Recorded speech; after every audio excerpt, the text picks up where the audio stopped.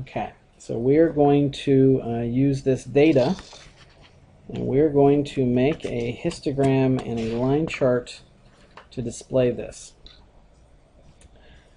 So let's sort of consider how we want to go about connecting this. So first we want to set up our vertical and horizontal. And I noticed down at the bottom, ages go up. We go 20 to 29.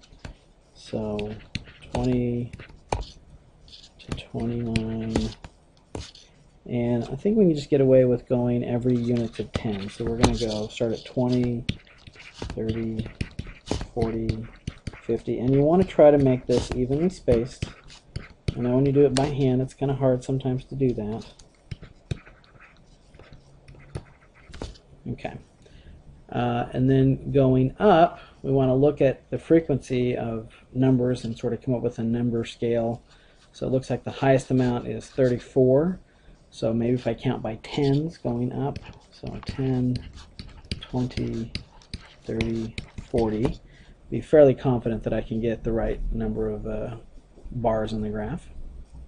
Okay, so let's start with that 20 to 29. Has to have a height of 30. So I'm just going to estimate that. Looks about right. 30 to 39 goes almost up to 40. Now I'm not going to be pulling out a ruler to measure that you actually went to 39 instead of 40. It's kind of an estimate. 40 to 49, about 13. Again, estimating what that height is. 50 to 59, we have a 1. 60 to 69 is 6. 70 to 79 is 1 again. And 80 to 89 is 1. Okay, so this right now in its current form, this is what's called a histogram.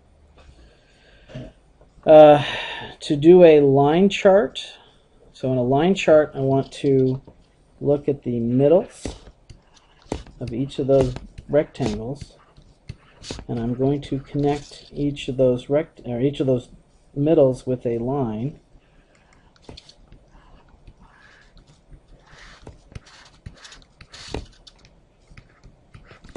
And so that the line piece is what we consider to be the line chart.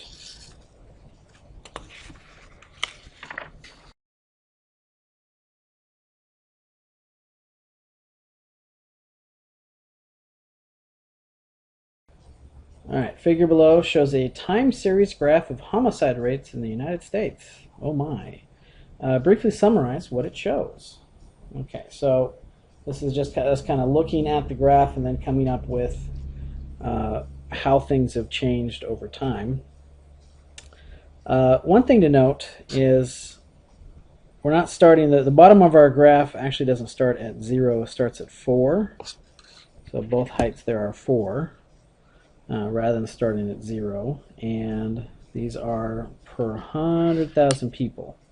So when it says the number 4, that means that we have 4 homicides or 4 murders for every 100,000 people out there. Now, a couple things to sort of consider. I think it's interesting to note that right now, between 1960 and 2000, it looks like the homicide rate is about the same. So we are about as violent now as we were back then. I don't know if that's necessarily true, but that's kind of what this data shows. It shows there was an interesting spike between 72 and 94. That's kind of sad. I was born in that range. Guess I'm lucky to be here, apparently. So let's see. Graph shows the homicide rate per 100,000 people has changed since 1960. We see the homicide rate rose dramatically, more than doubling from 1962 to the first peak around 74-ish. It then remained high with some variations through 1993. After 93, it fell dramatically to the year 2000, and it stayed nearly constant with a slight drop. So you have to kind of think what might have happened between 72 to 94 that might justify this, or more particular, why to go up Why the increase and why the decrease? And that's sort of what we know about history and such. Let's see. 1960, there was a crackdown.